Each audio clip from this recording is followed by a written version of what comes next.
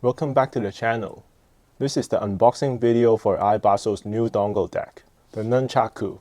It's a USB deck that features both tube amplification and Class AB amplification. Let's open it up and see what's inside. What I have here is the gray color and it also comes in red. Here we have the device. It looks really similar to the DC Elite. Here's a warranty card, user manual. There are two USB cables inside, one for Lightning and one for USB-C. And we have a USB adapter and a yellow leather case.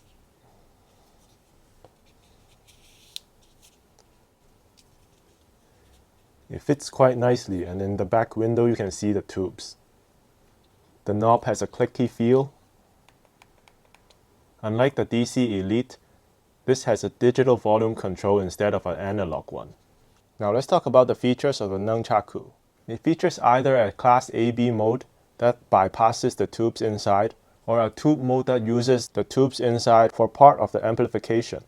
There are two CS43198 DAC chips inside, and in AB mode, the maximum output is 450 milliwatts at 32 ohms. And in tube mode, the maximum output is 525 milliwatts at 32 ohms in high gain. Let's compare it with the DC Elite. The Nunchaku has an aluminum case and the DC Elite has a titanium case. Comparing them both side by side, I think the DC Elite is a bit heavier. Dimension-wise, they're exactly the same.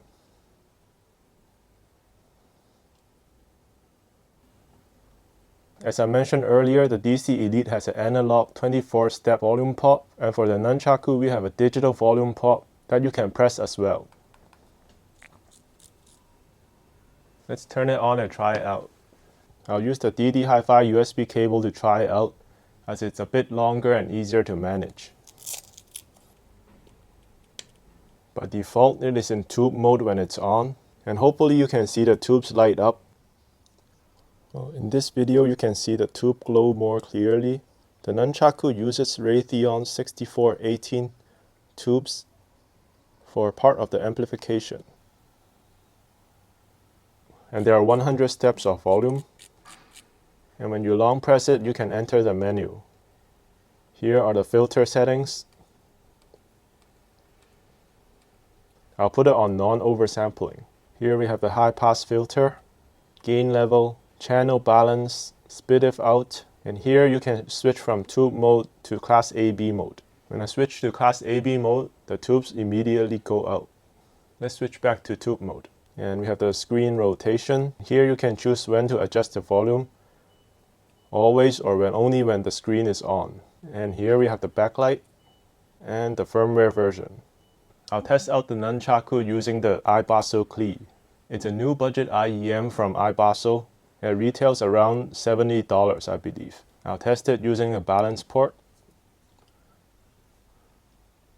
Okay, I tested the Nunchaku using Billie Eilish's Wildflower. First, on tube mode, there's a tiny bit of noise floor when you use it with IEMs. In my opinion, it doesn't really ruin the experience. It's just a very minor noise floor. And sound character-wise, and you really get a warmer, fuzzier sound with the tube mode, and everything becomes a bit more laid back. The vocals go back a little bit, and the bass becomes much more slower.